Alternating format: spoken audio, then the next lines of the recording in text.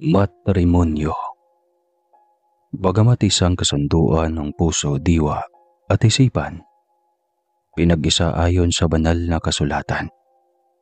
Ipinagdiriwang bilang simbolo ng pagpapahayag sa lipunan o komunidad ng pag-iisang dibdib ng dalawang tao.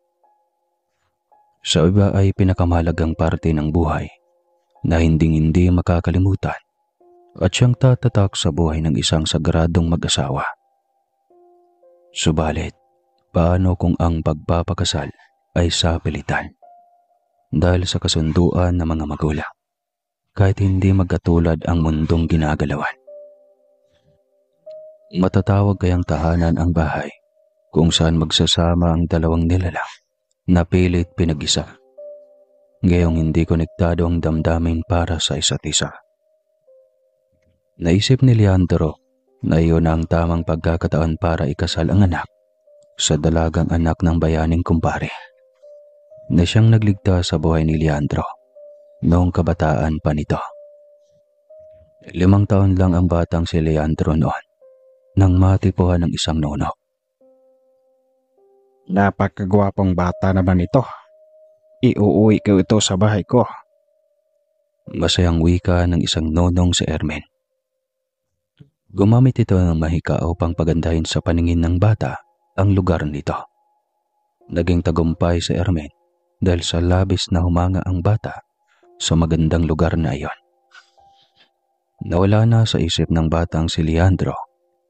Nawala na siya sa totoong mundo. Nasa mundo na siya ng mga elemento. Aliw na aliw sa nagagandahang tanawin roon. Huli na nang mapansin ng ama nitong si Mang Elpidio at ina nitong si Aling Tanya na wala na sa kanilang bakuran ang bata. "Mahal, nasaan si Bunso?" tanong ni Aling Tanya matapos siyang mailuto ang kanilang hapunan. Nasa bakuran malamang.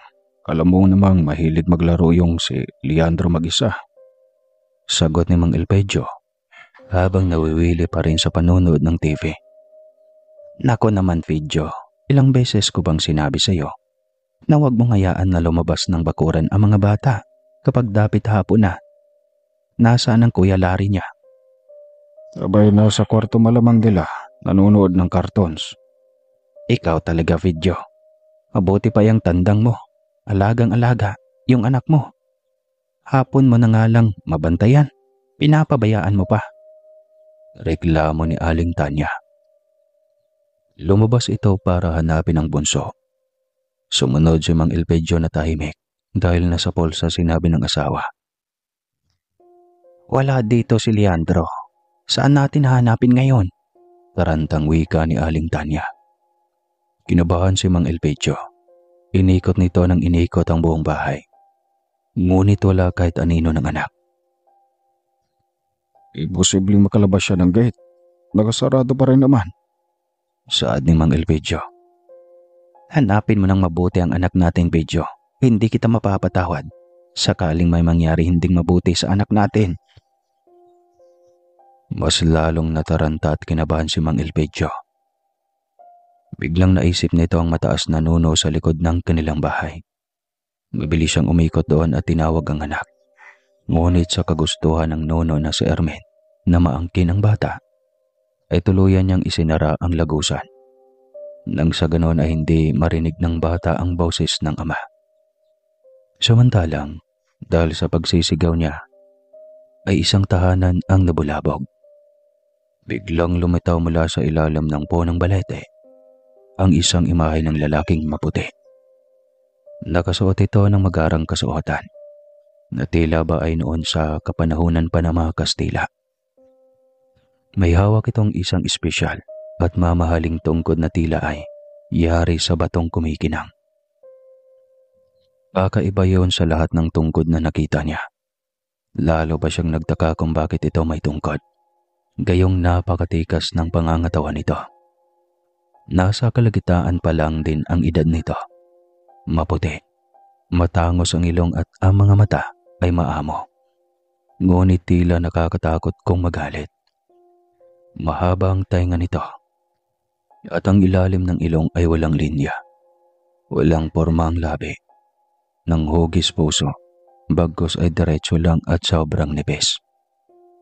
Alam niyang nabulabog niya ito, kaya napaatras siya sa takot. Ngunit ngumiti ito sa kanya. Huwag kang matakot, kaibigan. Mabait ako at wala kong balak na masama sa'yo. Wika nito. Sino ka? Bakit nandito ka sa bakuran ng bahay ko? Tanong ni Elpidio. Mali ang pagkasabi mo, kaibigan. Pagkat ang kinatatayuan mo ngayon ay pag-aari ng aking angkan. Pinahintulutan namin kayo magtayo ng bahay niyo dito. Kaya huwag mong sabihin na iyo ang teritoryong ito. Natigilan si Mang Elpidio at tila nagising na tila may biglang pumitik sa kanyang tenga. Tila may bumulong at nagsabing, elemento iyang kinakausap mo at isang pribilehiyo na makaharap mo ang kagaya nila. Bihira sa mga tao na kagaya mo ang kanilang kasalamuha.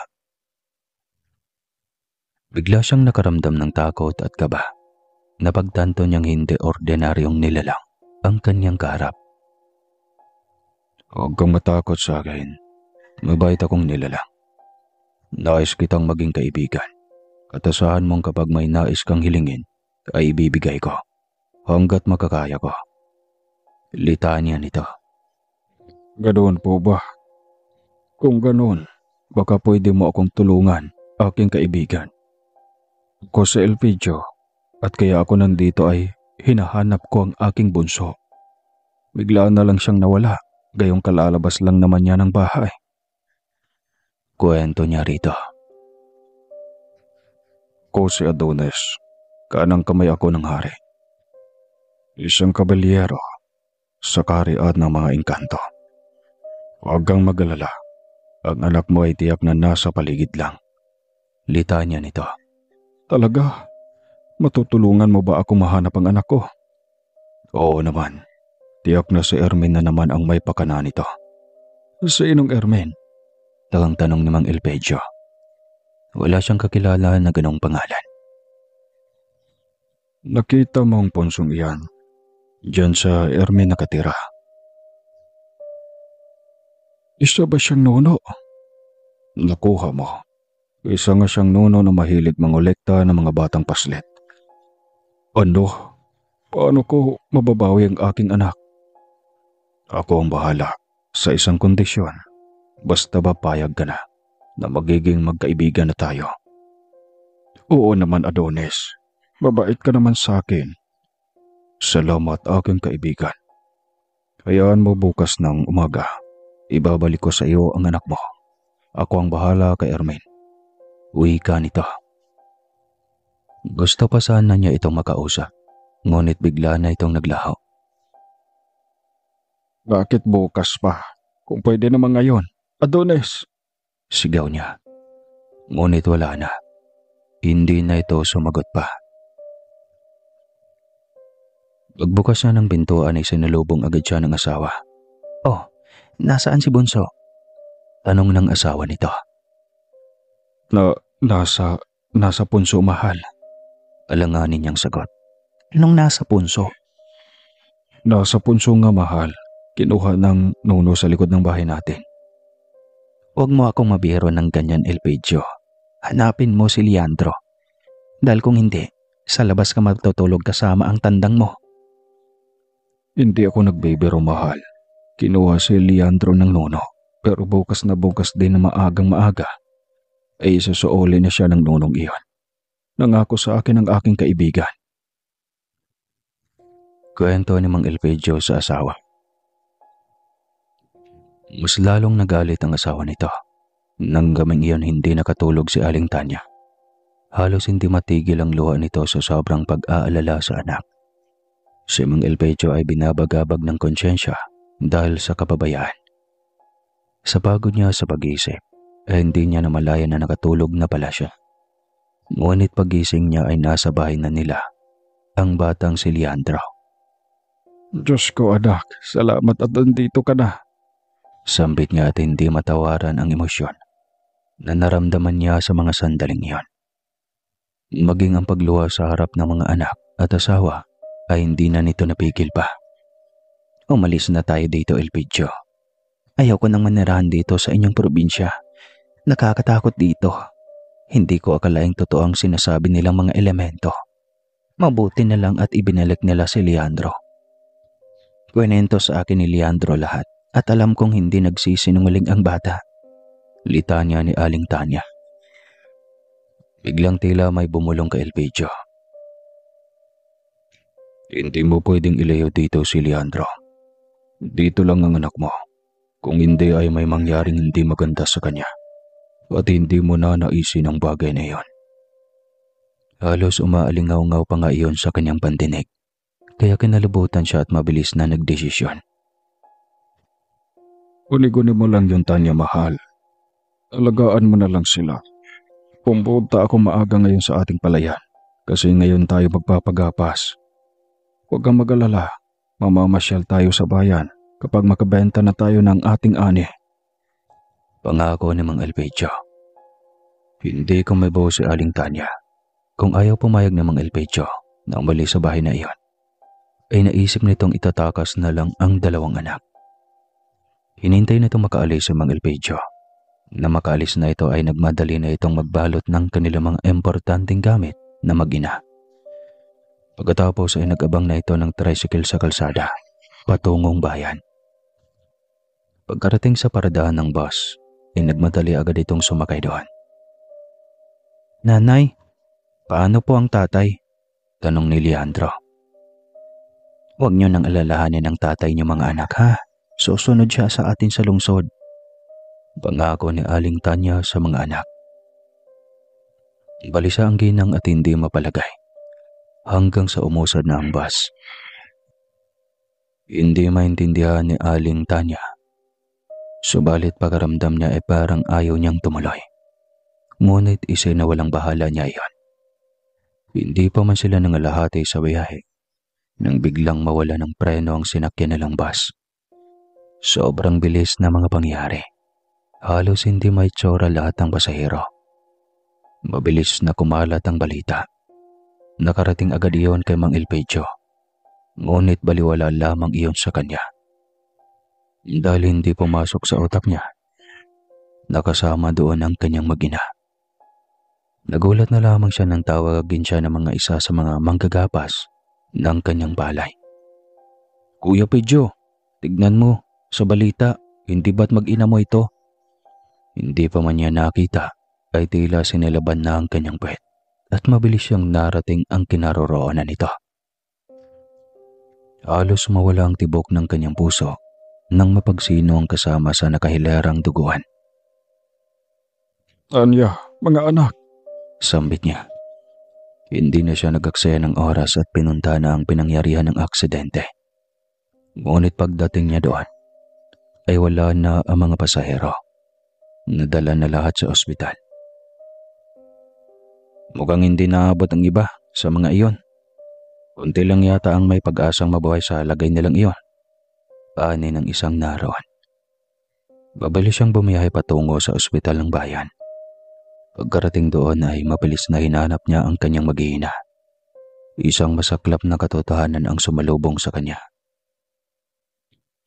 Ikaw ang asawa at ama ng mga ito. Kararating lang din nila at pasensya na. Pero dead on arrival na nang dinala dito sa ospital ang asawa at ang panganay mong anak. Ang bunso mo ay nasa ICU, agaw buhay.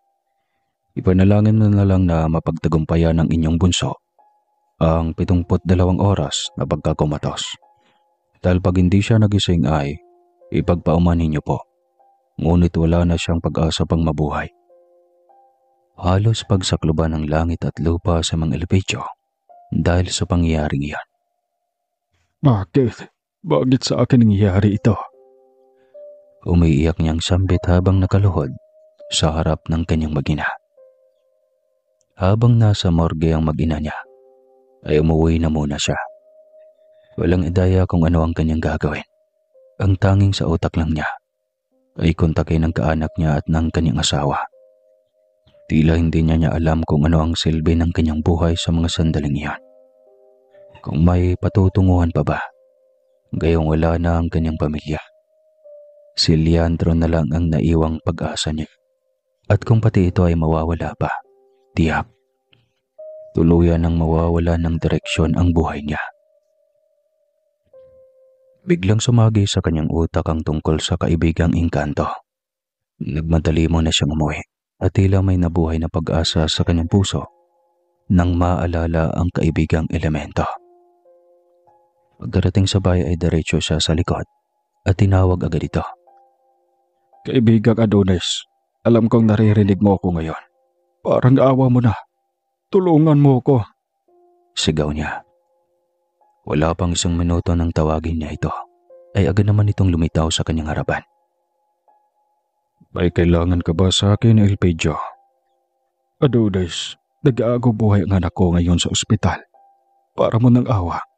Tulungan mo ko, Adonis. Tinitigan siya nito at tila ba ay kinalatis bago magtanong.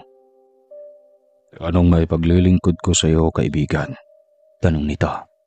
Adonis, tulungan mong gumaling at mabuhay ang aking bunso. Siya na lang ang naiwang pamilya ko. Parang awa mo na. Tulungan mo siyang mabuhay. Muli siya nitong tinitigan. Bawat kilos at pananalita niya ay lagi nitong inaaral bago muling magsalita.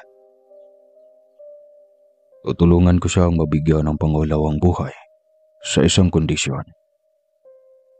Kahit anong kondisyon, Adonis, mabuhay lang ang anak ko. Mabilis na sagot niya. Ngumiti ito at sinabi ang nais na mangyari. Pagsapit ng anak mo sa tamang edad, kailangan niyang pakasalan ang anak ko. Uwi ka nito. Payag ako, walang problema sa akin. Mabilis siyang sagot. Ngumiti ito kay Mang Elpidio. Bakas ang saya at kasiguruhan.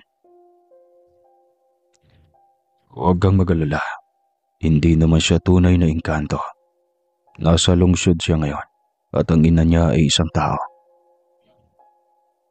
Kaya gusto kong anak mo ang magiging kasama ng anak ko sa habang buhay. Dahil may kakayahan ng anak mo na katangi-tangi. Namana niya ang kakayahang iyon sa kanyang lulong albularyo. Litanya nito. Biglang naalala ni Mang Elpidio. Albularyo nga ang kanyang lolo, ayon sa kanyang ina. Yun nga lang at hindi niya iyon naabutan pa.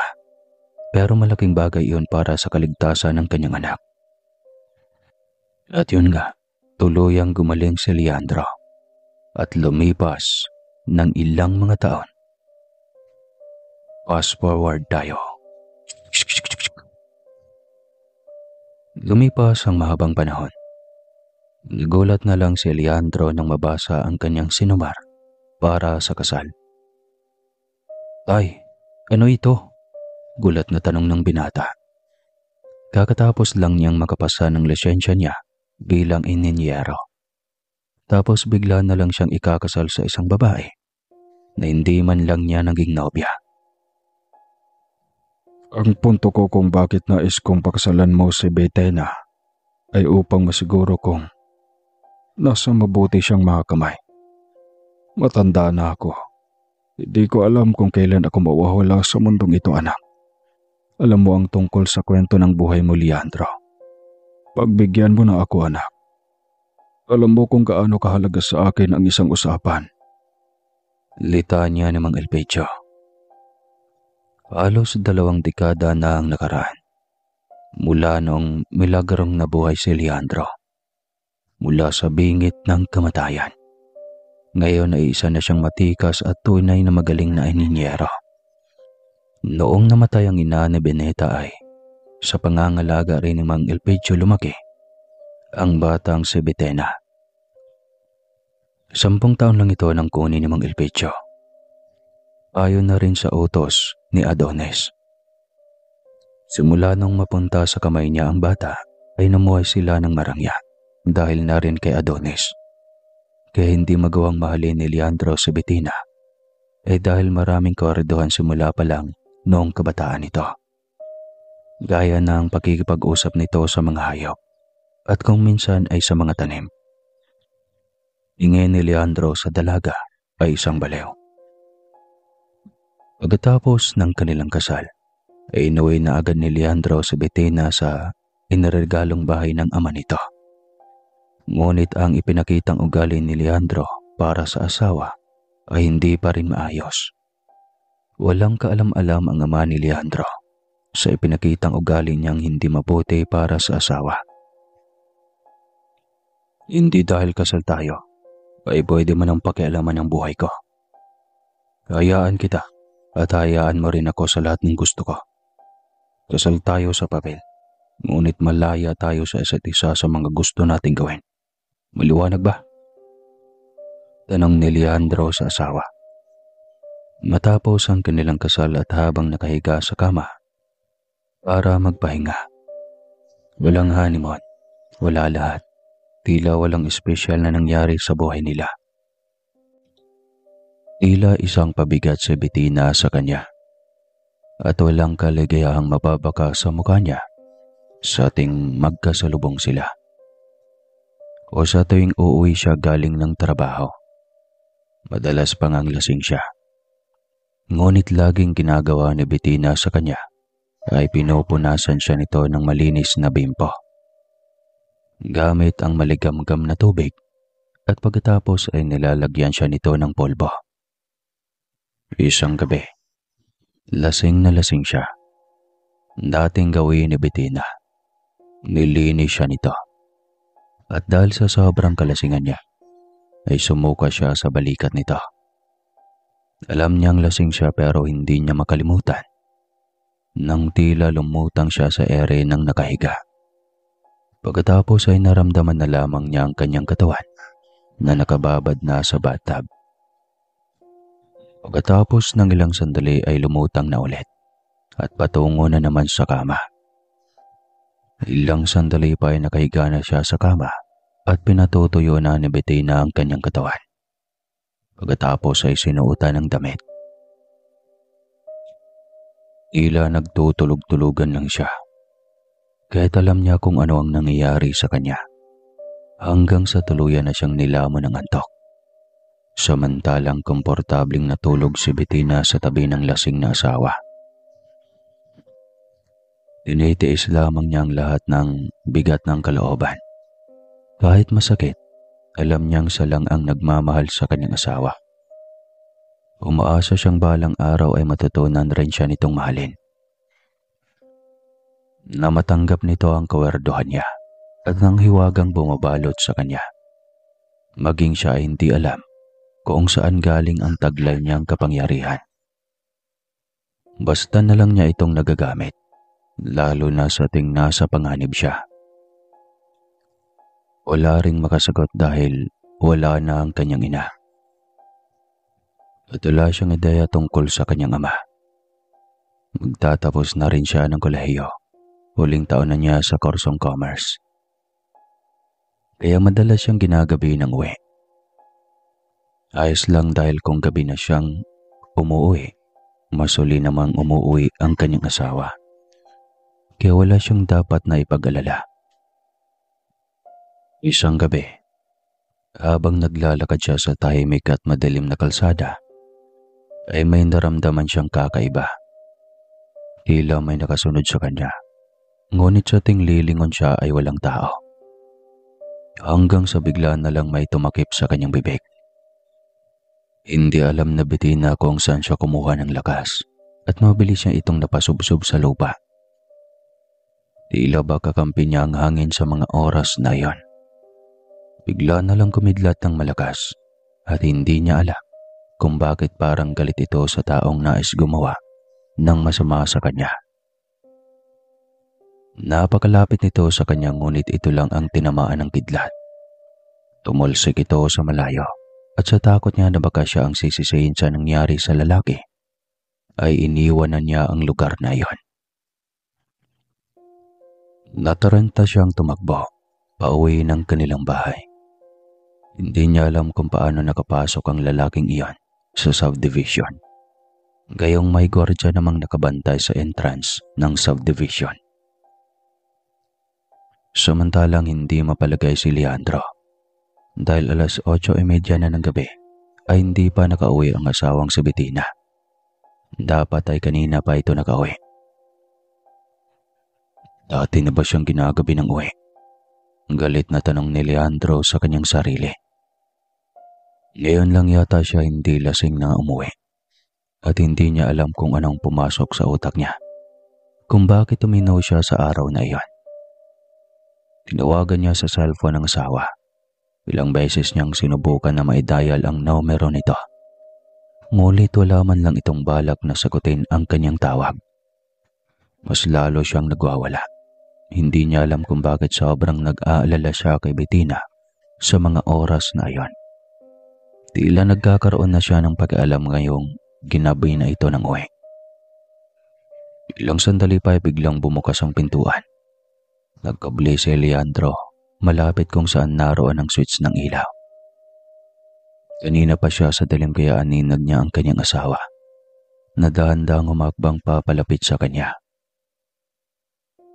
Binuksan nito ang ilaw at nagulat pa ito nang magtapat ang kanilang muka. Ganitong oras ba ang uwi ng isang butihing asawa? Anong ni Leandro habang matalim ang mga titig dito? Paumanhin po kuya, may ginawa kasi kaming thesis ng kaibigan ko kaya ako ginambi. Sagot nito. Na may kasamang panlalandi, hindi ba? Ano, gusto mong galitin ako? Tanong ni Leandro. Ginawaran ito ng dalaga ng isang malutong na sampal sa mukha. How dare you? Sambit pa ni Bettina. Hindi nito napigil ang sarili na maiyak. Hindi mo ko madadala sa payak-iyak mo. Tumahimik ka dyan. Ayaw mo pang aminin na malandi ka. Hindi mo ako maitulad sa gawain mo kuya Leandro. Kasalanan mo. Bakit hindi ka pumalag? Gustong gusto mong makasal sa akin. Kahit alam mong hindi kita mahal.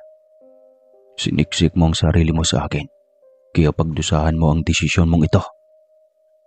Sobrang nasaktan si Bettina sa sinabing iyon ni Leandro. Iniwanan niya ito. Tumakbo sa loob ng kanilang kwarto.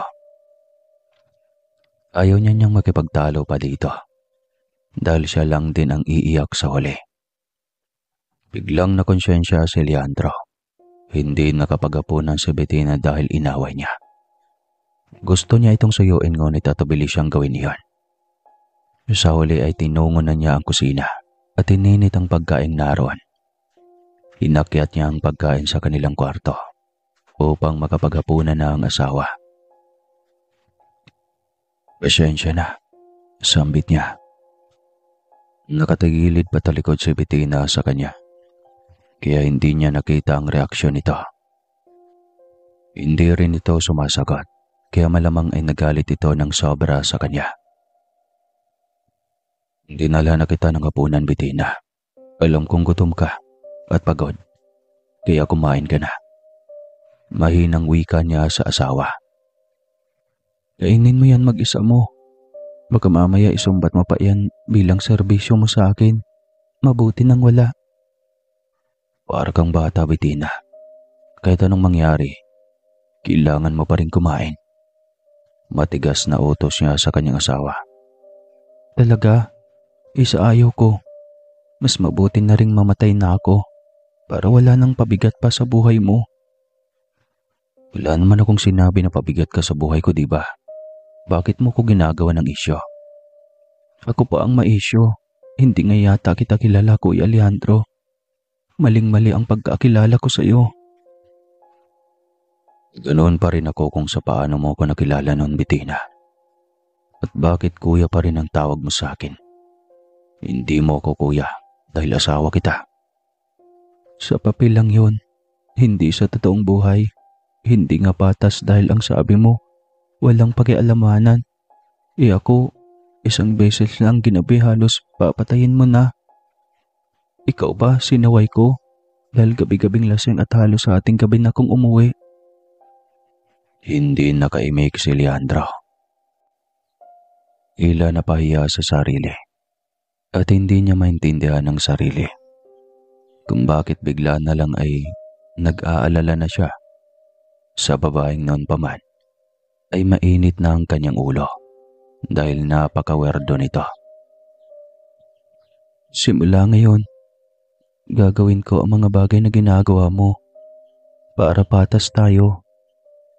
Kung nagdadala ka ng babae dito, magdadala rin ako ng lalaki para patas tayo. Wika ni Betena. Hindi mo magagawa yan. Kaya kong gawin yun. Matapang na sagot ni Betena. Ayaw na niyang makipagbangayan dito, kaya lilipat na lang siya sa kabilang kwarto. Ngunit mabilis itong nahawakan ni Leandro sa balakang nito. Pinulupot pa ni Leandro ang kanyang kamay sa baywang nito. Binuhat niya ito at binalik sa pagkakahiga. Dinaganan na niya ito upang hindi na makatayo. Nagwawala si Bettina at gustong kumawala. Ngunit napakalakas ni Leandro. Biglang namuo ang galit sa kanyang dibdib.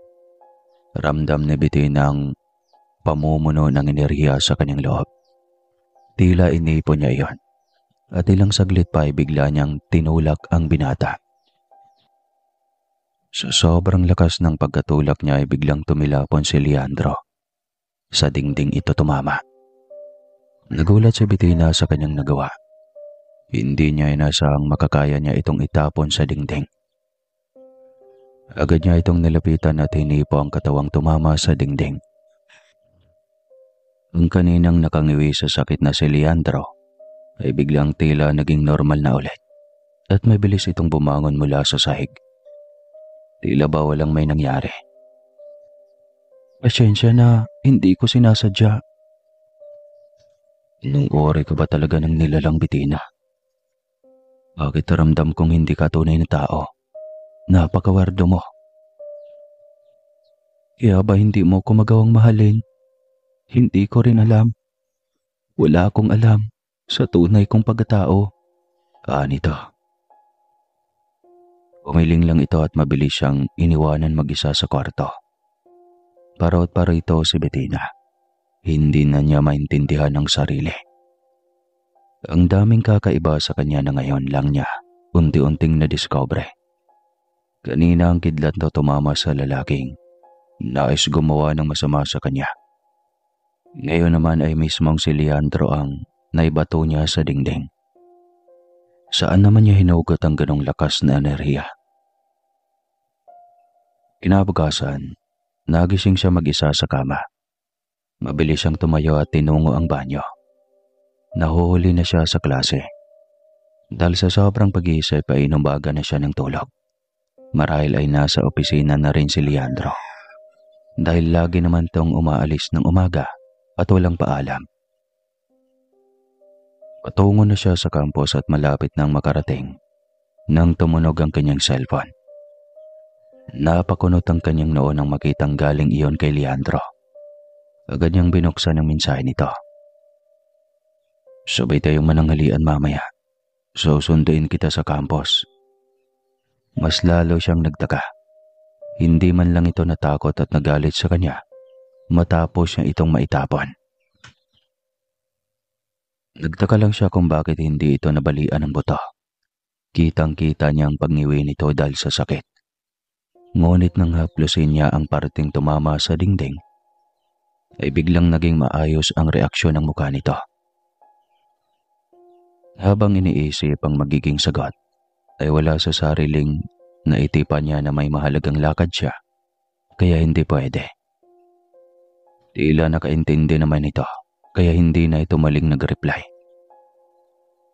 Wala rin itong maraming tanong, kaya itinago na niya muli ang cellphone sa kanyang bag. Uwian na ng hapong iyon nang bigla siyang tawagin ng kanyang kaklase na lalaki. Inalok siya nitong sumabay na sa kotse nito, dahil mag-isa naman ito sa loob.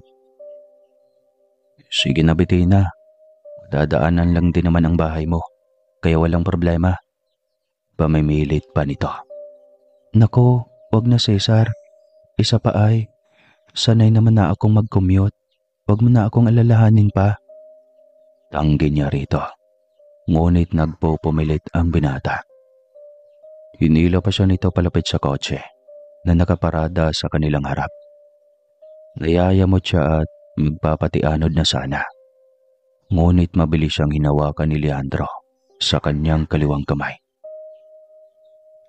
Ako lang ang may karapatang sumundo sa asawa ko. Kaya bitawan mo siya bago pa kita masuntok. Galit na wika ni Leandro. Namumula sa galit pati ang tenga nito. Mabilis siya nitong hinila papasok ng sasakyan. Pagkapasok ay agad din itong sumampa sa upuan at kaagad na binuhay ang makina ng sasakyan. Ayaw mong kumain na kasabay ako. Dahil sa lalaking iyon. Diyos ko, Leandro, kaklase ko yun na may gusto sa'yo. At huwag mo nang ipagtanggol dahil alam ko kung paano kumilatis ng kilos ng tao. Wika nito. Hindi na pumatol pa si Bettina. Hahaba lang ang kanilang bangayan. Bakit hindi ka kumain ng tanghalian? Galit na tanong nito ulit. Kumain ako. Mahinang sagot niya. Hindi ka kumain. Huwag kang magsinungaling. Kumain nga ako. Ang kulit mo naman. Pamimilit niya. Hindi ka lumabas ng room. Mahinang sagot nito. Natigilan si Bettina. Ibig sabihin ay kanina pa ito nakabantay sa kanya. Habang tumatakbo ang kotse ay napagtanto niyang hindi iyon pauwi ng bahay. Bakit hindi tayo pauwi ng bahay? Tanong ni Bettina. Gahaponan tayo. Ayoko. May kailangan pa akong gawin. Bettina, kailangan nating kumain dahil pareho tayong walang laman ang tiyan. Natahimik siya sa sinabi nito. Ibig sabihin ay hindi ito kumain at inabangan lang nito ang kanyang paglabas. Bakit mo ito ginagawa? Walang pakialamanan, hindi ba? Patawarin mo ko, Bettina.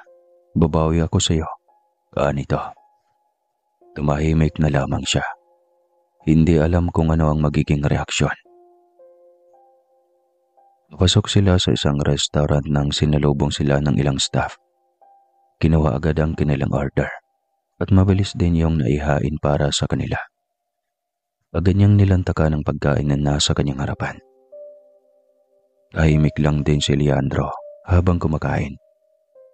Nang biglang may lumapit na babae. Nagulat si Bettina nang bigla na lamang nitong sinibasib ng halik ang kanyang asawa. Hindi niya ito kayang tignan ng matagal. Kaya patakbo siyang lumabas ng restaurant. Hinabol siya nito ngunit hindi na siya nito naabutan pa. Halos paliparin ni Leandro ang kotse. Maabutan lang ang taxi kung saan lula ng asawa. Alam nitong nasaktan si Bettina sa biglang paghalik ng dati nitong nobya. Hindi iyon napansin ni Leandro dahil abala itong kumain. Pagdating ng bahay ay nagmadali siyang pumasok at diretso sa kwarto. Nakahinga ito ng maluwag nang makitang naro ng asawa at nakatalukbong ng kumot. Gaya ng nakagawian. Gawain tuwing nagagalit o nagtatampo sa kanya. Maingat siyang lumapit at umupo sa gilid ng kama. At abiling magsalita at natatakot sa magiging reaksyon ni Bettina. Pasensya na, Bettina. Mahinang sambit niya. Ngunit nananatiling hindi gumagalaw ang asawa. Walang reaksyon sa sinabi nito. Alam kong gising ka, Bettina. Kausapin mo naman ako. Bettina, kausapin mo ko. Galit ka sa akin. Saktan mo ko. Nito ulit. Kaya humarap siya dito nang nanlilisik ang mga mata sa galit. Bakit mo ba ako pinaglalaruan? Sigaw ng babae. Kasunod niyon ay ang biglang paglutang ng lahat ng mga gamit. Inangat ni Bettina ang dalawa niyang kamay. Pagkatapos ay napatalon si Leandro sa kama. Nang maramdamang umaangat na rin ito. Sobrang lakas ng hangin sa loob ng kwarto nila at hindi alam ni Leandro kung saan iyon galing. Napagtanto niyang may kakaiba sa kanyang asawa. Maraming beses na niya iyong napatunayan. Iba talaga ang gusto mo. Ang lagi akong sinasasaktan, ang lagi akong magagalit at lalabas ang pagiging halimaw ko. Huwag kang mag-alala. Gagraduate na ako ng kolehiyo. Maghanap na ako ng trabaho. At sa pagkakataong iyon, pwede ka nang mag-file ng divorce paper. Hindi mo na ako kailangan pang saktan ng paulit-ulit. Ayokong ganitong katauhan. Hindi ko alam kung bakit ako nagkaganito. Kaya pakiusap, tantanan mo na ako, Leandro. Sigaw na Bettina. Halos basag lahat ng frame na nakasabit sa buong kwarto. At ang ikinakatakot ng gusto ni Leandro ay ang napansin niyang kulay berdeng mata ni Bettina at ang mga berdeng ugat na lumalabas sa mukha at kamay niya. Maging ang lig nito ay ganon din. Hindi niya alam kung napansin ni Bettina iyon. Basta siya, kitang-kita ng dalawang mga mata niya ang pag-ibang anyo ng kanyang asawa. Parang lalagnatin si Leandro sa mga sandaling iyon. Hindi niya may palawanag ang lamig na kanyang nararamdaman. Nanginginig siya at sobrang bigat ng kanyang ulo. Nang humupa na ang galit na Bettina, ay naging maamon na rin ang mukha nito. Tahimik itong nakatalakbong ng kumot pabalik. Binabagabag naman siya ng kanyang konsyensya dahil sa nangyari. Sa kabila ng nasaksihan niya sa pagkatao na Bettina, ay hindi na tinag o nag-iba ang kanyang tingin dito. Naguguluhan rin siyang intindihan ng sarili. Akala ba niya, ayaw niya itong maging asawa, na napilitan lang siya? Bakit parang ayaw nga niyang mawala ito sa kanyang paningin? Patawarin mo ako, Bettina. Hindi na mauulit iyon. Babawi ako sa iyo, pangako. Bulong nito. Kung kailan pagod na ako, bigyan mo pa ako ng pagkakataong makabawi sa iyo. Nakokonsensya ka lang, Leandro. Huwag mo nang pilitin pa.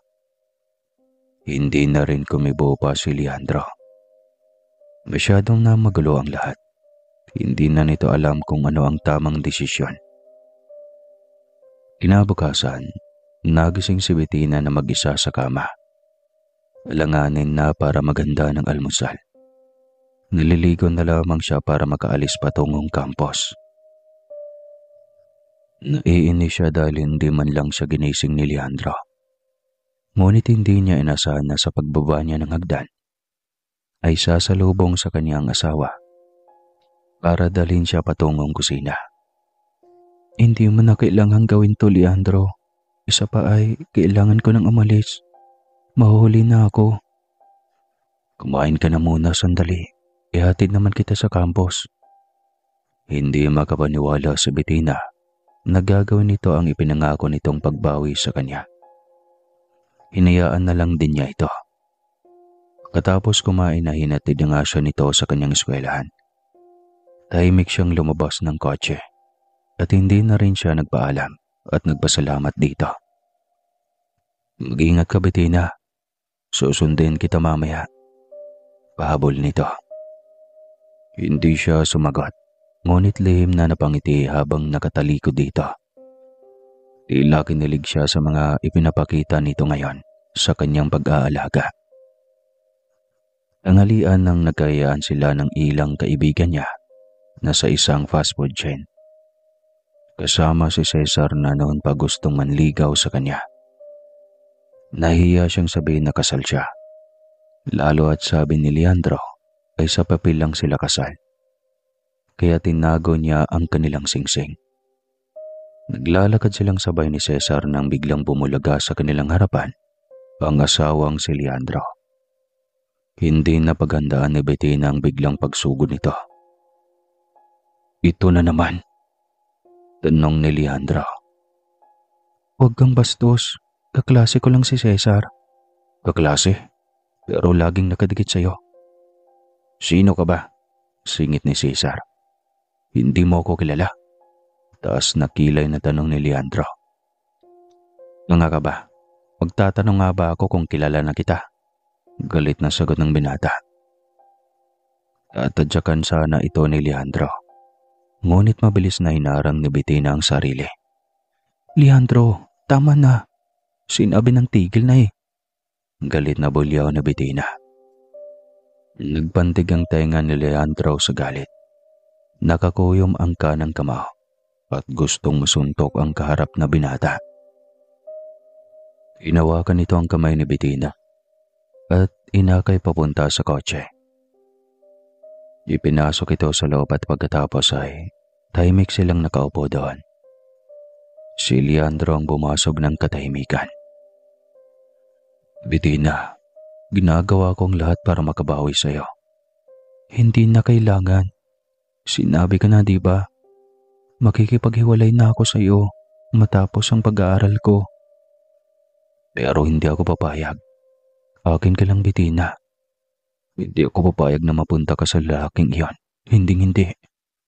Galit na wika ni Leandro. Hindi na umimik pa si Bettina. Pagod na siyang makipagtalo sa kanyang asawa. Katapos mananghalian, ay hinatid na rin siya nito pabalik sa campus. Kinahaponan ay maaga pa rin itong dumating para sunduin siya. Pinaghandaan rin siya nito ng hapunan. Napansin nga ni Bettina ang kakaibang lambing nito sa kanya. Unti-unting naging mabait ito at hindi na rin ito nakikipagbangayan pa. Tila borado na rin lahat ng mga hinanakit ni Bettina dito. Kung ganoong lagi itong maamo at malambing, ay malambang lalambot ulit ang kanyang puso para dito. Ngunit muling nanumbalik sa kanyang alaala ang mga nangyayari sa kanya tuwing nagagalit siya. Hindi niya alam kung bakit ramdam niyang may nakatago siyang kapangyarihan. May iniisip ka ba? Biglang pukaw sa kanya ni Leandro nang makitang malalim ang kanyang iniisip. Nagtataka lang ako kung anong uri ng pagkatao meron ako. Bakit ba kapag nagagalit ako ay maraming nadadamay? Huwag mo nang isipin pa ang bagay na yan. Mahal naman kita, kahit ano pa ang katauhan yan. Wala akong pakialam. Nakita ko nang nakakatakot mong mukha kapag nagagalit. Ano man ang nakatagong pagkatao mo, hindi ako natatakot. Mas namulat ako sa katotohanan ng mahal pala kita. Hindi may paliwanag na Bettina ang tuwang nadarama sa mga sandaling iyan. Hindi niya inasahang may pagbabago pa sa kanilang pagsasama. Akala niya ay habang buhay na siyang magtitiis sa tabi nito. Lagi siyang nagpapaubaya kay Leandro sa mga nais nito. Wala siyang pagtutol dahil alam niyang obligasyon niya iyon bilang asawa. Para na rin mas lalong tumibay pa ang kanilang pagsasama. Araw ng graduation. Sobrang saya niya dahil makakamit na niya ang kanyang pangarap. Hinintay niya ang asawang si Leandro dahil ito ang magsasabit ng kanyang medalya. Ngunit wala. Walang kahit anino ni Leandro ang sumipot. Natapos na lang ang seremonya ay wala pa rin ang presensya nito. Galit siyang umuwi at kahit mensahe man lang sa text ay hindi nito nagawa. Sinabi man lang sana nito sa kanya na hindi ito makakadalo dahil may importante itong lakad. Para tuloy siyang tanga na naghihintay sa wala. Pagkabukas siya ng pintuan ng kanilang kwarto ay gano'n na lang ang gulat niya. Hubot-hubad ang asawa katabi ang isang babae. Naggalat ang mga damit na suot ng mga ito sa sahig. Hindi matiis ni Bettina ang ganong eksena, kaya lakad-takbo siyang palabas ng bahay. Bahala na kung saan siya makarating. Halos hindi na niya maaninag ang paligid dahil sa mga luhang ayaw tumigil sa pagbuhos. Ayaw ko na. Sambit niya sa gitna ng tahimik at walang katao-taong lugar. Biglang nagdilim ang panahon. Gumuhit ang matatalim na kidlat at maging ang napakalakas na hangin ay umihip hanggang sa maging pormang ipo-ipo ito. Bali ang mga nadadaan ng punong kahoy at sira ang mga bubong ng mga kabahayan. Isang imahe ang unti-unting lumitaw sa kanyang harapan. Mahaba ang buhok nito may balote ng katawan at espadang nakasukbit sa tagiliran. May mahabang buta na kulay ginto at ang kulay ng buhok ay malapit na rin sa kulay na ginto. Nagniningning ang mga mata nitong nakatingin sa kanya. Ngunit may bahid iyon ng lungkot. Unti-unti itong humakbang palapit sa kanya at tila na estatwa naman siya sa kanyang kinatatayuan. Anak ko, Sambit nito. Namilog ang kanyang mga mata sa gulat. Para siyang nasa kalagitnaan ng isang magandang panaginip. Hinawakan nito ang kanyang magkabilang pisngi. Ikaw ba ang aking ama? Tanong niya rito. Tumungo ito habang nalulungkot. hindi ko akalaing magdurusa ka ng ganito dahil sa lalaking napili kong maging kasama mo sa buhay. Uwi ka nito. Ikaw ang pumili. Paano? Malapit na magkaibigan kami ng Papa Elpidio mo. Noong mamatay ang iyong ina dahil sa sakit, ay kinuha kita sa pamilya ng iyong ina at inahabilin kay Elpidio kasi pinagmamalapitan ka ng tiyahin at lola mo roon. Sa Papa Elpidio mo, minahal ka niyang tila isang tunay na anak. Binigay ko lahat ng mga pangangailangan niya. Hinayaan kong maikasal ka kay Leandro kahit kinulang siya ng pagmamahal sa iyo. Akala ko ay magbabago siya. May pagtanggol ka niya pagdating ng araw. Ngunit, siya rin pala ang wawasak ng buhay mo. Dahil sa ginawa niya, magdurusa siya ng habang buhay. Wika ni Adonis. Ama, wag. Mahal ko si Leandro. Ayokong may mangyaring masama sa kanya. Kahit nagkasala siya sa akin, hayaan mo na lang siya. Ako na lang ang lalayo sa kanya. Pero Bettina, Pakiusap, Ama. Hayaan mo na lang si Leandro. Dahil sa kanyang pakiusap ay hindi na ginawa pa ni Adonis ang kanyang balak sa asawa niya. Ang ginawa nito ay dinala siya nito sa mundo ng mga engkanto. Ikonento ang buhay nito bilang isang kabalyero ng hari. Maging kung paano nito nakilala ang ina ni Bettina. At nabuo siya na ngayon ay may kakaibang katauhan. Sobrang tagal ng kanilang pag-uusap. Hindi na malaya na Bettina na ilang araw na siyang naroon sa mundo ng mga engkanto. Nang maisipan na niyang bumalik sa mundo ng mga tao, ay inahatid din siya nito. Naghanap agad siya ng apartment na kanyang matitirhan, malayo kay Leandro. Binigyan siya ng kanyang ama ng pera upang hindi siya mahihirapan sa kanyang mga pangangailangan sa araw-araw.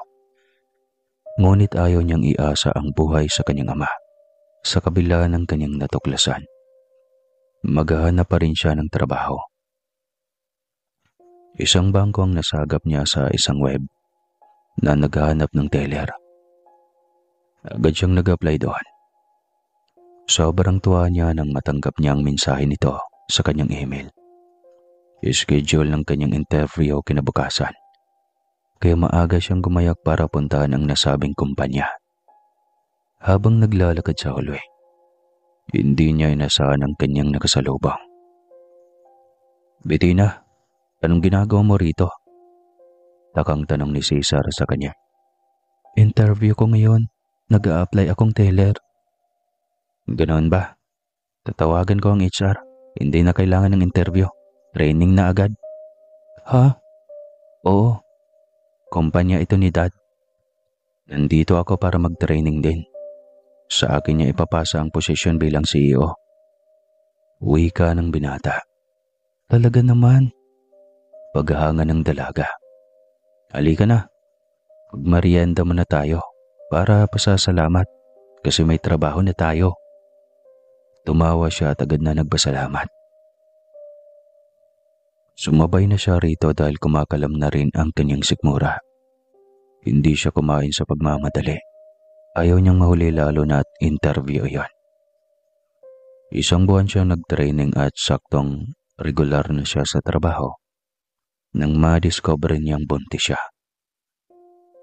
Salamat sa pagdala mo sa akin dito sa ospital, Cesar. Ayos lang. Nag-alala ako masyado sa iyo. Bakit ba bigla ka na lang nahimatay? Hindi ko rin alam, sagot niya. Natigil ang kanilang usapan nang lumapit sa kanila ang doktor. Asawa ka ba ni Mrs. Bettina? Tanong nito. Opo, Dok. Kumusta ang asawa ko? Tanong ni Cesar na nagsinungaling pa at tinako ang pagiging asawa kay Bettina. Nako, congrats sa inyong dalawa. Buntis ang misis nyo. Hindi alam ni Bettina kung ano ang magiging reaksyon. Samantalang si Cesar ay tila napanindigan lang ang pag-ako nitong asawa ni Bettina. Pinakita nito sa harap ng doktor ang tuwang nadarama. Nang pauwi na sila, si Bettina mismo ang bumasag ng katahimikan. Bakit mo ginawa yun? Tanong niya dito. Ano naman ang masama dun? Blessing yang bata na nasa loob ng tiyan mo. Malaking biyaya iyan sa buhay mo. Uwi ka ng binata. Alam ko naman, pero kasi nadamay pa kita. Nahiyang wika niya. Bettina, kung walang plano ang gagong iyon, napanagutan ang batang dinadala mo, handa ako maging ama sa dinadala mo. Hindi napigilan ni Bettina ang maiyak. Umiling siya. Nagigilty siya para sa binata. Bettina, huwag mo na akong ituring na para bang iba na ako sa iyo. Kung hindi mo ko kayang ituring na pag-ibig ng buhay mo, ituring mo na lang akong kaibigan. Isang tunay na kaibigan. Katuwang mo. Katuwang mo sa pag-aalaga ng magiging anak mo. Hindi kita pwedeng pabayaan sa lagay na iyan. Cargo de konsyensya ko pa kapag may nangyaring masama sa inyo ng bata. Napakaswerte ko naman sa iyo. Salamat at pinadala ka ng Panginoon sa akin. Sana lang may isang babaeng tunay na magmamahal sa iyo. Hintayin ko ang araw na yan, Bettina. At dalawa kami ang magiging ninong at ninang niyang magiging anak mo. Masayang sagot ng binata. Hindi mapigilan ni Bettina na mapayakap dito dahil sa lahat ng kabutihan nitong nagawa sa kanyang buhay. Isang napakalaking biyaya na naging parte ka ng buhay ko, Cesar. Emosyonal niyang wika dito. Lumipas ang 5 buwan. Walang paramdam si Leandro. Samantalang lagi namang dumadalaw si Adonis sa kanya. Tuwang-tuwa din ito nang malamang magkakaapo na ito. Gusto nitong sabihin sa kaibigang si Elpidio ang tungkol sa apo nito. Ngunit ayaw ni Bettina. Hindi na nga siya dumadalaw sa kanyang biyanan dahil ayaw niyang malaman ito na hiwalay na sila ni Leandro. Tiyak masasaktan ito ng sobra. Lalo na't isang tunay na anak ang turing namang Elpidio sa kanya. May schedule siya sa kanyang OB. Kaya nagpasama siya kay Cesar. Tuwang-tuwa rin ito nang makita ang napakalusog at napakalikot na inaanak sa tiyan ni Bettina. Doon sila natagalan sa ultrasound dahil gustong ulit-ulitin ni Cesar na makita ang galaw ng bata. Nang pauwi na, hindi inaasahan ni Bettina ang kanyang makakasalubong. Bettina, sambit ni Leandro nang mamataan siya nito. Nakatitig ang mga mata nito sa umbok ng kanyang tiyan. Hindi niya ayon maikoble kaya nagmadali siyang naglakad. Halos hilahin pa niya si Cesar na sobrang nag-aalala sa bilis ng mga hakbang niya. Dahan-dahan naman, ang bata. Saway ng binata sa kanya. Sandali, tawag ni Leandro. Ilang saglit pa ay hawak na siya nito sa kamay. Nagmamadali kami, kaya pwede ba? Patay na si Papa Elpidio. Uwi ka nito. Nagulat siya sa sinabi nito. Napatulala sa ibinalita ng asawa. Kaya palalang araw na siyang tila hindi makatulog ng maayos. At ang biyanan ang laging nasa utak. Hindi rin niya mapigilan ang pagpatak ng kanyang mga luha. Pupunta ako matapos ang appointment sa doktor. Wika niya. Habang himas-himas ang tiyan. Nang paalis na sila ay nakasunod lang ang mga mata ni Leandro sa kanila. Hindi nito maalis ang tingin sa kanyang tiyan. Mahalata kaya niyang anak niya ang nasa tiyan ko? Tanong niya kay Cesar. Malamang, sagot ni Cesar. Kinagabihan noon.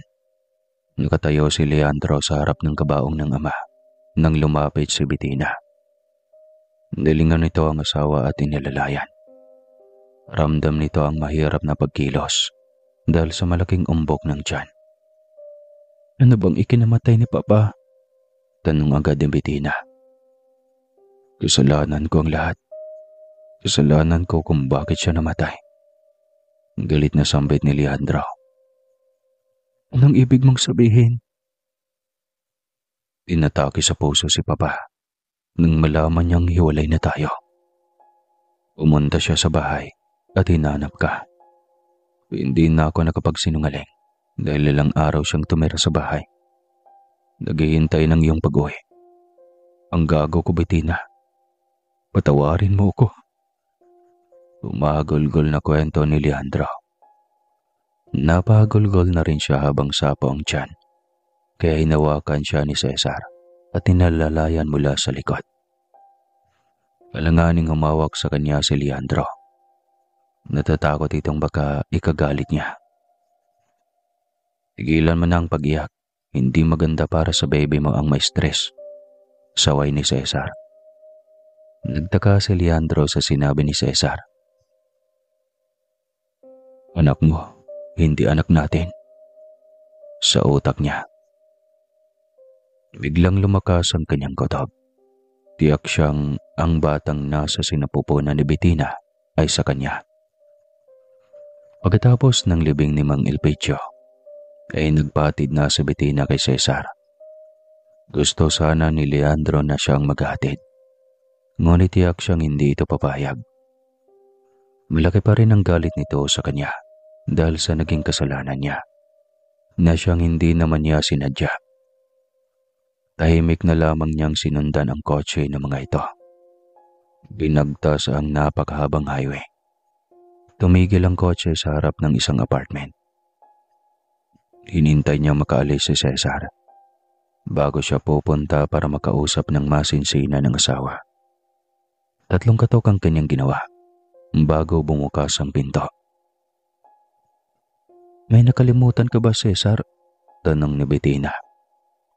Napamulagat ang mga mata nito sa gulat nang mapagtanto kung sino ang nasa harapan nito. Paano mo nahanap ang lugar ko? Kausapin mo ko kahit saglit lang, Bettina. Parang awa mo na. Pakiusap nito. Wala na tayong dapat pang pag-usapan pa. Umalis ka na. Meron. Alam kong ako ang ama ng batang nasa sinapupunan mo. Isa pang huling pagkakataon asawa ko. Ayusin natin to. Hayaan mong magpapakaama ako sa anak natin. Maging responsabling asawa na ako sa iyo. Isang malutong na sampal ang kanyang iginawad sa kanang pisngi nito. Sa lakas niyon ay napahawak doon si Leandro. How dare you?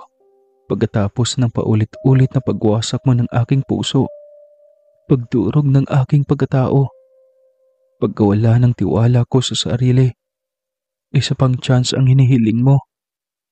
Ang kapal-kapal naman talaga ng pagmumukha mo, Leandro. Tumagulgol na ito, pati lang saglit pa ay napahawak ito sa dibdib. Alam ni Leandro na may nararamdaman itong kakaiba, kaya sinalaw na niya ito sa kanyang balikat. Taranta niya itong kinarga papuntang ospital. Sinisi niya ang kanyang sarili dahil sa nangyari. Gumising ka, Bettina.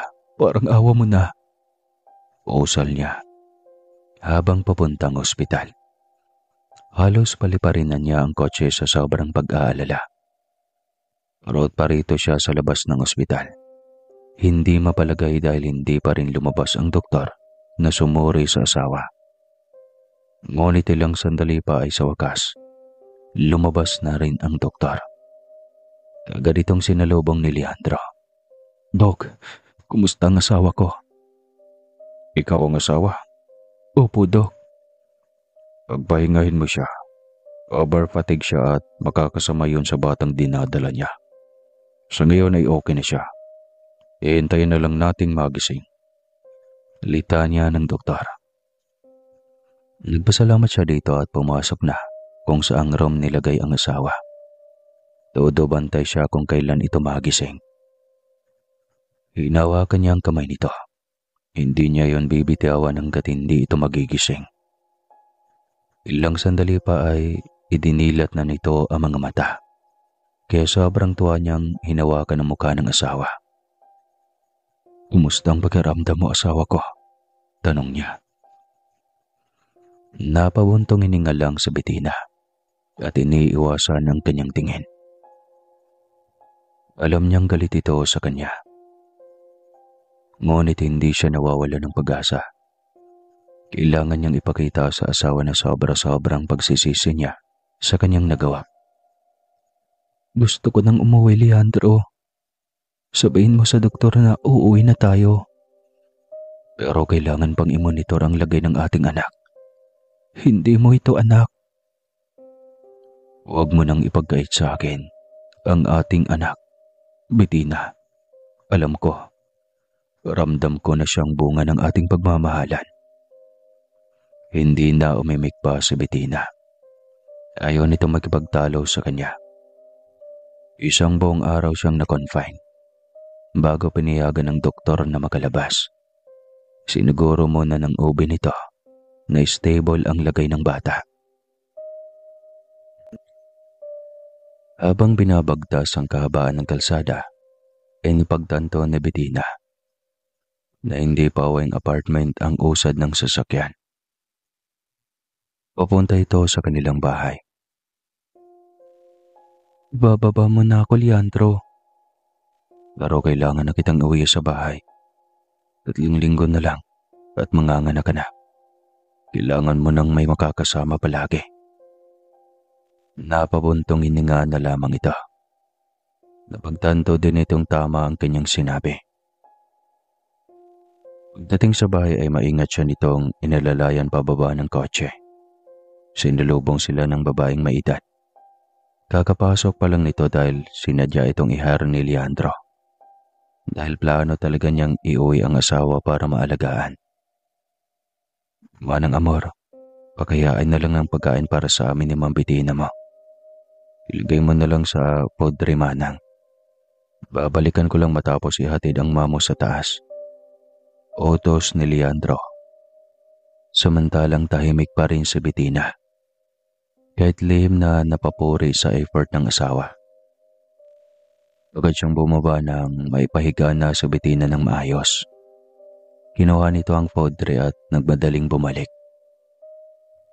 Pagkapasok muli ni Leandro ay nagulat siya nang biglang may liwanag sa harapan ni Bettina. Nagmamadali siyang nilapitan ng asawa sa sobrang pag-aalala. Ilang sandali pa ay isang imahe ang lumutang at unti-unting naging pormang tao. Ama, biglang sambit ni Bettina. Nagulat si Leandro at hindi makapaniwala sa nasaksihan. Ama? Ang tanong ni Leandro. Masama ang titig nito sa kanya kaya napaatras siya. Mabilis namang sinaway ni Bettina ang ama. Alang-alang na rin sa kanyang kalagayan. Ama, pakiusap. Kalalabas ko lang ng ospital. Maawa ka sa anak mo. Pakiusap ni Bettina. Pasalamat itong lalaki na ito dahil masela ng pagbubuntis po. Kung hindi ay malamang. Kanina pa siya nagdurusa sa parusang aabuti niya sa akin. Uwi ka nito. Magandang gabi, ama. Hinging respeto ni Leandro dito. Kahit pa kanina pa ito naguguluhan. Kung hindi ko lang malapit na kaibigan ng iyong ama, matagal na kitang pinarasahan ng sakit na walang kagalingan. Kung hindi ka mahal ng anak ko, ay tiyak na magiging miserable ang buhay mo. Uwi ka nito. Tahimik si Leandro na naguguluhan. Ngunit halatang mabait ang kaharap at kwento nito ang lahat simula noong kabataan niya. Kung paano siya nailigtas nito. Napagtanto ni Leandro na ito ang madalas ring ikinakwento ng kanyang papa noon. Isang elemento. Hindi niya akalaing tunay ang naging kwento ng ama at nasa harapan na niya ngayon ang naging bayani ng buhay niya noon. Nagpasalamat siya dito ng sobra at nangako na aalagaan na si Bettina. Matapos ng mahabang pag-uusap, ay nagpaalam itong muli at nangakong dadalasan ito ang pagbisita, lalo na kapag nakalabas ng magiging apo nito. Nang tuluyan na itong nawala, ay agad niyang inasikaso ang asawa. Ako na muna ang susubo sa iyo, mahal. Asawa ko. Kanya rito. Wala itong naging reklamo. Matapos subuan ng asawa, ay dinala na niya ito sa banyo upang maglinis ng sarili. Lumabas ka na doon, utos sa kanya na Bettina. Dito lang ako. Kailangan kitang bantayan. Ano? Maayos ng pagkaramdam ko, Leandro. Pakiusap. Lumabas ka na. Bettina. Ano pa bang itatago mo sa akin? Nakita ko na yan lahat. Nagalaw. Kaya ano pang ikinakahiya mo? Hindi kita pwedeng iwanan dito. Wala na itong nagawa pa. Kahit nakasimangot ito sa kanya, ay wala siyang pakialam. Inutusan siya nitong tumalikod kaya sinunod niya ito. Para lang maging komportable na rin ito. Hindi ka pa rin ba natatakot at nandidiri sa akin? Kahit alam mong isa akong anak ng engkanto? Biglang tanong ni Bettina. Hindi. Hindi ako matatakot. Maladyosa ang ganda ng asawa ko, no? Maladyosa tapos nagawa mong lukuhin. Bulong nito. Patawarin mo ako, asawa ko. Gago lang ako noon. Ngunit hindi na maling mangyayari pa ang bagay na iyon. Wika niya. Hindi na ito sumagot. Hindi niya alam kung napatawad na ba siya nito o hindi. Pagkatapos nitong linisin ang kanyang sarili, ay nagbihis na ito. At pagkatapos ay inalalayan na niya itong lumabas ng banyo. Inahinay sa paglalakad, madulas. Paalala niya kay Bettina habang inalalayan ito palabas ng banyo. Pinahiga na ito sa kama at kinuha ang isang basong gatas para ipainom dito bago mahiga. Good night, mahal ko. Sambit niya rito at hahalik na sana sa noo na Bettina. Ngunit mabilis na hinawakan ng ginang ang kanyang uso. Hindi tayo okay. Kaya ako pumayag na dumito ay upang maalagaan mo ang batang nasa tiyan ko para masigurong ligtas siya magkalabas. Narito ako dahil sa bata, hindi dahil sa iyo. Uwi ka nito. Patawarin mo ko, Bettina. Ang dami kong pagkukulang sa inyo ng magiging anak natin. Pero pinapangako ko, hindi ako titigil hanggat hindi mo ko mapapatawad.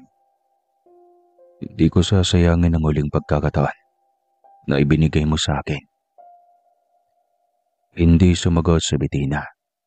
Nagkunwari itong tulog hanggang sa tuluyan nga itong makatulog. Tsaka lang ito hinalikan ni Leandro sa noo. Miss na kita, asawa ko. Aniya. Matapos hagkan ito sa noo. Makalipas ang ilang linggo, ay sinilang na ni Bettina ang napakagandang bata. Walang kapantay ang kaligayahang nadarama ni Leandro. Ito na yata ang napakagandang bagay na nangyari sa buhay ko, Bettina. Sobrang saya ko. Napakasaya ko. Naiiyak niyang saad sa asawa. Napangiti lang din si Bettina. Nakita nito ang kaligayahang nadarama niya na noon lang din niya nakita sa buong buhay nilang mag-asawa. Napagtanto ni Bettina na deserve ni Leandro ng isang pagkakataon. para mabuo silang muli. Mahal na mahal ni Leandro ang kanilang anak. Iyon ang mababaka sa mukha niya. Siguradong bubulagan na naman si ama anumang oras. Wika ni Bettina. Ang tinutukoy nito ay si Adonis, ang amang engkanto. Tiyak ako, asawa ko. Aniya. Kaya umayos ka, oras na lulukuhin mo pa ako ulit. Ngayong may anak na tayo, hindi ako magdadalawang isip na iwanan ka. Isasama ko ang anak natin sa mundo ng mga engkanto. Mababaliw ka kakahanap sa amin. Huwag namang ganyan, asawa ko.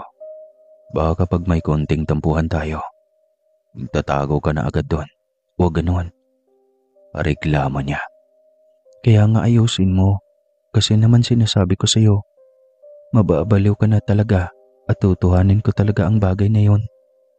Seryosong wika ni Bettina. Oo na nga, oo na. Maayos na ang buhay natin ngayon. Wala nang sisira sa ating pagsasama. Lalo na yung Cesar na yan. Huwag kang ano dyan. Si Cesar ang ninong ng anak na ito. Bettina naman, ayaw ko. Anong ayaw ko? Si Cesar ang sumalo ng responsibilidad mo nung pinabayaan mo kami. Kaya huwag kang magreklamo. Isa pa ay magkaibigan kaming tunay ni Cesar. Katunayan nga, may nobya na rin siya na maging ninang rin ni Baby. Kwento niya rito. Wala na siyang magawa pa, lalo at malaki ang utang na loob niya sa kaibigan ng asawa. Hindi nga siya nagkamali ng hinala. Dahil ilang sandali pa ay may kumatok sa pintuan. Pagbukas niya ay mukha agad ni Cesar ang bumungad. May kasama itong babae. Marahil ay nobya nito, kaya napalabi siya. Hindi na siya nakaramdam ng selos. Baby, si Daddy Cesar ito. Kumusta ka naman? Anong daddy? Ako lang ang daddy dito. Inis na reklamo ni Leandro. Dalawa tayo. Magiging ninong ako ng anak niyo. Kaya pangalawang daddy ako. Ikaw naman masyadong seloso. Hindi ko naman aagawin ang papel mo ano. Ito nga pala si Venice. Magiging ninang ni Baby. Mami rin siya ni Baby. Baka ikagalit mo naman ulit. Litanya ng binata. Hindi na siya nakakibaw nang biglang lumabas si Bettina galing ng banyo. Cesar? Agaw atensyon ni Bettina sa kaibigan. Nako, kung hindi ko pa makita sa maidi mo, hindi ko pa malalaman na nanganak ka na. Pasyensya na Cesar. Sa bahay na lang sana kita padadalawin. Kaso ay, eto ka na. Ito na ba si Venice? Ang ganda naman. Siya pala ang nagpapaiyak sa iyong malala. Natatawa ang wika na Bettina. Ang harsh nitong kaibigan ko. Tumahimik ka. Nakakahiya. Ano ako bakla? Tumawa lang si Venice at sinabayan ito ni Bettina. Mas lalong napikon si Cesar. Kaya kinuha na lamang nito ang bata kay Leandro. Dito na ang umili. Kayo mga babae talaga ano? Ang hilig niyong gumawa ng isyo. Tapos kapag kami mga lalaki ang nakagawa ng mali, halos sumpain na agad. Reklamo pa rin ni Cesar. Tuwanan ulit sina Venice at Bettina. Nagkatinginan na lamang sina Leandro at Cesar. Unti-unting naging malapit ang loob nila sa isa't isa. Matapos ang mahabang usapan ay nagpaalam na ang magkasintahan na uuwi na. Sasara pa lang ng pintuan ng bumungad na naman ang isang bisita. Si Adonis na tuwang-tuwa nang makita ang apo nito. Hinawakan nito ang apo sa ulo. Tila may inusal itong na kung anong bagay. Pagkatapos ay ngumiti itong lumayo ng konti sa apo. Para saan naman iyon, Papa? Tanong ni Bettina sa ama. Tinignan ko lang kung gaano kalakas ang kapangyarihan ng anak mo. Nito? Kapangyarihan? Kagaya ng sa akin? Tanong ni Bettina. Mas malakas siya kaysa sa iyo, anak. Lalo na at nananalayte rin sa dugo niya ang dugo ni Leandro. na ang pinagmulan ay ang mga malalakas at makapangyarihang mga albularyo noong araw. Litanya nito. Napalabay si Leandro nang marinig yan. Ibig sabihin ay walang mang-aapi sa kanyang anak. Kailangan niyang magtapos ng doktor. Ang maging misyon niya sa mundo ay ang madudugtungan ang buhay ng mga taong hindi pa tapos ang misyon sa mundong ito. Wika pa nito. Kinuha nito ang kwintas mula sa leeg at nilagay sa bata. Huwag niyong alisin sa leeg ng bata ang diamanting itim na ito. Ito ang magiging proteksyon niya laban sa mga masasamang nilalang na may balak ng masama sa kanya. Litanya pa rin ng kabalyarong engkanto. Sinong masasamang hininga, Ama? Maraming magiging interesadong elemento sa kanya ay maghahangad na maangkin dahil nasa dugo niya ang pagiging kabalyero, isang magiging magaling na mandirigma. Subalit, ayokong tahakin niya ang napakahirap na tungkulin na mayroon ako. Buwis buhay ang aking trabaho. Kaya subaybayan niyo ang apo ko. Magiging doktor ang dapat niyang tahakin. Litanya pa rin ito. Tumango lamang sila kahit na sobrang naguluhan na rin sa mga bagay-bagay. Griffin. Ang pangalan ng apo ko ay Griffin. Kasing lakas at tapang siya ng leon at agila. Litanya pa rin ito. Pagtango pa rin ang kanilang naging reaksyon. Marami pa itong inahabilin na mga paalala, gabay para sa apo nito. Nang mapansin nito na pagod na si Bettina at kailangan ng matulog, ay nagpaalam na rin ito. Naiwan silang mag-asawa na tahimik. Hindi nila akalaing sa masalimuot nilang pinagdaan ng relasyon ay may isang magbubuklod sa kanila na may mabigat na layunin sa mundo. Makalipas ang 2 buwan, ay binabinyagan nila agad si Griffin. Wala ang ama ni Bettina na si Adonis dahil may kakaharapin itong laban. Subalit nagpaabot na ito ng regalo. Si Venus at Bettina ay bitbit rin ang napakaraming regalo. Halos magkanta ko ba na ang mga ito sa mga dalahin. Grabe naman kayo. Pinakyaw niyo yata lahat ng mga gamit pambata sa mall. Wika ni Bettina. Siyempre, nag-iisang inaanak namin itong si Griffin. Kaya dapat lang na maging spoil siya sa amin. Sagot ni Venus. Hayaan niyo. Sa araw ng kasal niyo, ay pupunuin rin namin ng regalo ang venue niyo. Lahat ng mga gamit ng bahay, kami na ang mag-sponsor. Nakakangiting wika ni Leandro. Nako, ang yabang nitong asawa ko. Reklamo ni Bettina. Abay, walang tiwala itong asawa ko sa akin. Hindi mo ba alam na nakapagtayo ako ng isang construction firm sa sariling sikap ko? Oo na, engineer. Nakakangiting wika ni Bettina. Tila wala ng hangganan ang ligaya sa kanilang buhay. Wala ng pagsubok na hindi kayang harapin. Dahil dumaan na sila sa isang pagsubok na akala nila ay wala ng solusyon.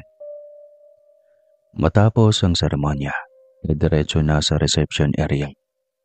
Katapos ay niyaya na nila ang mag-asawang sina Venus at Cesar sa kanilang bahay para sana sa kaunting inuman. Pwede bang sa ibang pagkakataon na lang? Kailangan pa naming humabol sa board meeting ng opisina. May bago kaming project na ila-launch. Palawanag na Cesar. Ganon ba? E di sige. Sa susunod na lang. Sagot na Bettina. Naiwan silang dalawang mag-asawa. Karga ni Leandro ang nag-iisang anak na si Griffin. Salamat sa pagkakataong ito, asawa ko. Kung alam mo lang kung gaano ako kasaya ngayon.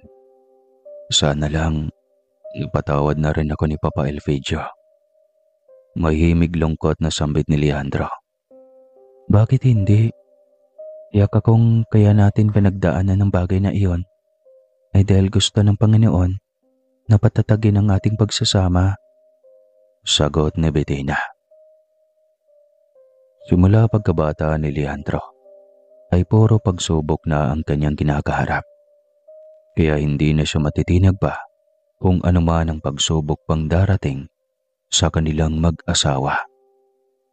Hinubog siya ng pagkakataon upang tuluyang mapanindigan at mapatibay ang pagiging haligi ng tahanan. At kung gusto niyo ang mga ganitong kwento, comment na lang para susundan muli natin ito. Hanggang dito na lang po ang kwento nila kasi hindi na sila nag-aaway at alams na. Wakas! Huwag kalimutan magkape